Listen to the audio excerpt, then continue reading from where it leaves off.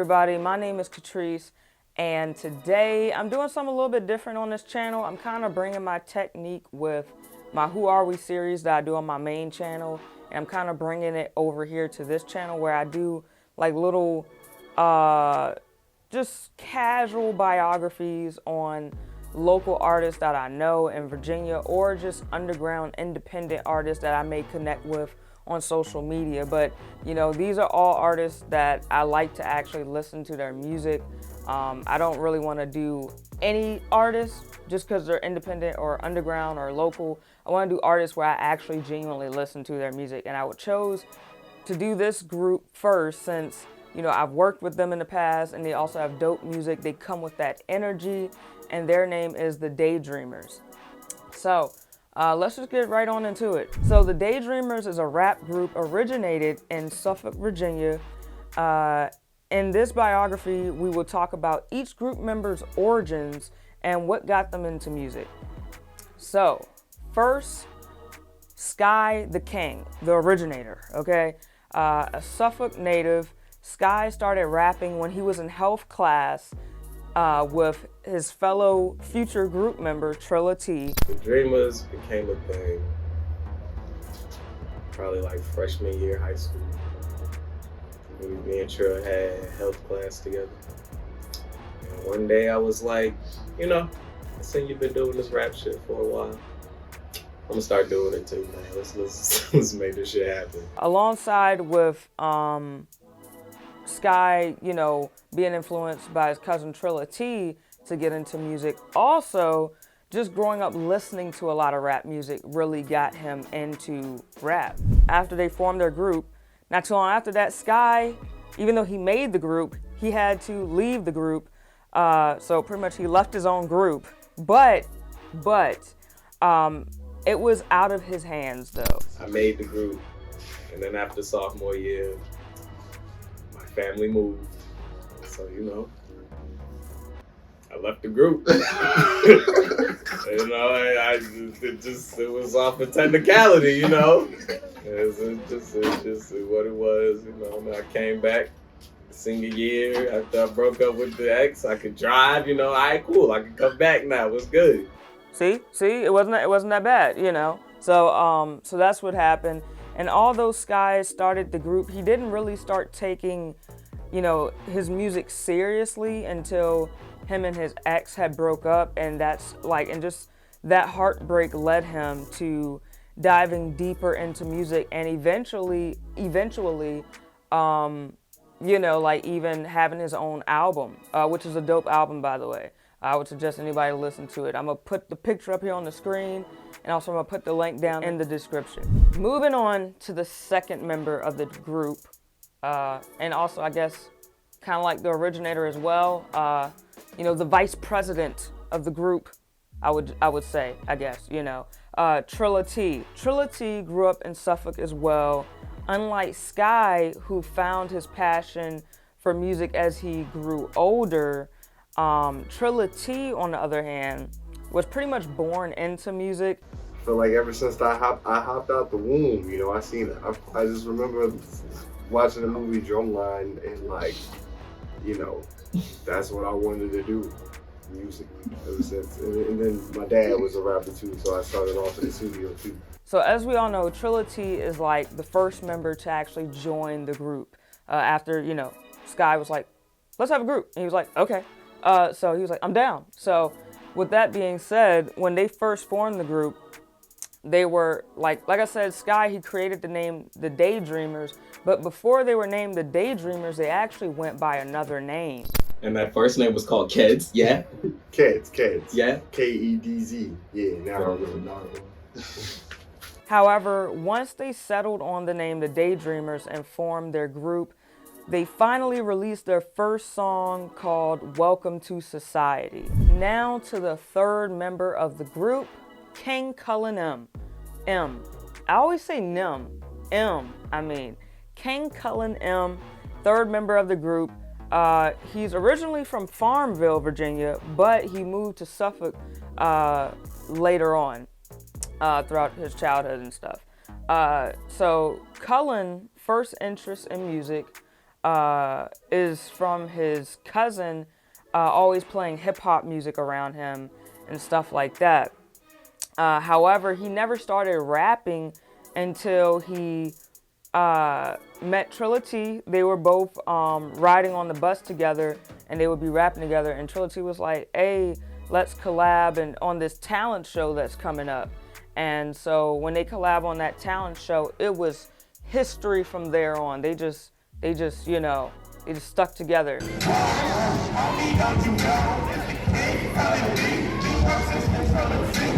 So, like, pretty much like it was Sky, Trilla T, then Trilla T met Cullen, brought Cullen into the group, and boom, that's the three of them right there. Cullen joined the group literally not too long after Trilla T and Sky both settled on the name, the Daydreamers, and they were, starting to get into music and stuff. That's when Cullen came around and joined the group. So King Cullen, he started taking his rap music more seriously when he realized that he enjoyed doing music more than he enjoyed playing football. I guess, like, for me, what made me start taking it more seriously was being at school and realizing that I ain't like playing football that much. Like, I went to college for football, I got a scholarship for football, and I love the game, but like being there and being in the environment, I realized that this wasn't like my true passion. I only really like playing the game for the recognition of it, and I was like, I'd rather get the recognition for, being a dope rapper. Once Cullen joined the group, they were like, it was just Sky, Trilla T, and Cullen for years, and that was the official original group. Now that you got more than two people, it really became like a group now. And so they were making music for a good while, putting out a lot of singles, hits, all that type of stuff. And that's when they decided to collab with the rapper Flash and his group to form an even bigger group called Slumland, which I'm wearing the shirt right now. I love this shirt. Y'all go and get it. Hit up Slumland on Instagram and see if you can pre-order some shirts. They probably got the website out by now. See if y'all can order it off the website or just hit them up on Instagram. I'll have all that in the description down below. Anyways, sorry for the commercial break. But anyways, Cullen was the one who met Flash first. Then the rest of the Daydreamers joined in. Basically, me and Flash are already friends. We made a bunch of songs together already. And it got to, like, we were just kind of like acquaintances. Like, we knew each other. We from the same city. But, just making songs together every once in a while. But then it turned into like a everyday phone conversation kind of thing. We trying to make moves together, make stuff happen. And then it turned into like, we had a conversation. It was actually me, him, and Marquay that had a conversation about basically joining a collective together to put the city on, try to bring people together. And then, well, I already had my team of guys with me, so like it was easy for me to be like, yeah, I'm gonna ask them and see what they say. And then we had some other guys on the other side, and we combined our talents to try to make something of each other. So pretty much now you have Slumland as the overall group, like the big group, like everybody in this group, and then branched off, and it's like you got the subcategories. So it's like you got Slumland, and then one of those subcategories within this group, you got subcategory groups, I guess. So one of those groups within a group is the Daydreamers now that they brought their groups together, but still they can branch off into their own groups and do their own music too. So it's really a good way to keep your music coming consistently when you have a lot of people that's willing to work with each other, not have any problems with each other, and just want to make songs, make good music, and eventually make a living off their music. Now to the fourth and final group member. This group member recently joined within the past year, maybe 2 years. and his name is Swami Soprano, the fourth member of the group. He's from Hampton, Virginia, and Swami started getting into music when he was in middle school. Music in general, I've been listening to music since I was like in middle school. That's when I really kind of like got like, oh, these are rappers out here. And then I did my first song with one of my boys in Hampton, For sure. in high school, Mr. Hippie, Apex Hippie. And then, yeah, after that is, well, okay, I kind of want to rap. Although Swami was into music, he didn't really start taking it serious until him and Trilla T had met in college, and they started collabing on songs here and there.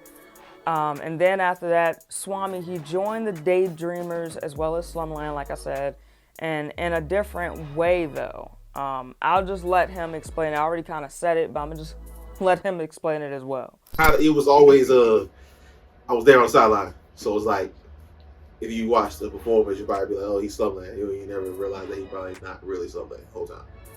But slowly but surely, it is. We finally got in there. Waiting process for that. Yeah. So, yeah. But it was cool. Finally in there.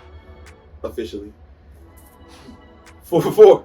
So that's how the Daydreamers was founded, and how they morphed into what we know as today of Slumland. But still, like I said, Slumland's the family tree, and Daydreamers is one of those branches on that family tree. They do have a new project coming soon, which is Lucid. Yeah.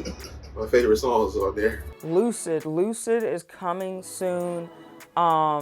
According to Trilla T, he told me like they were going to release it as a full album, but instead they're going to be releasing each and every song on the album as singles.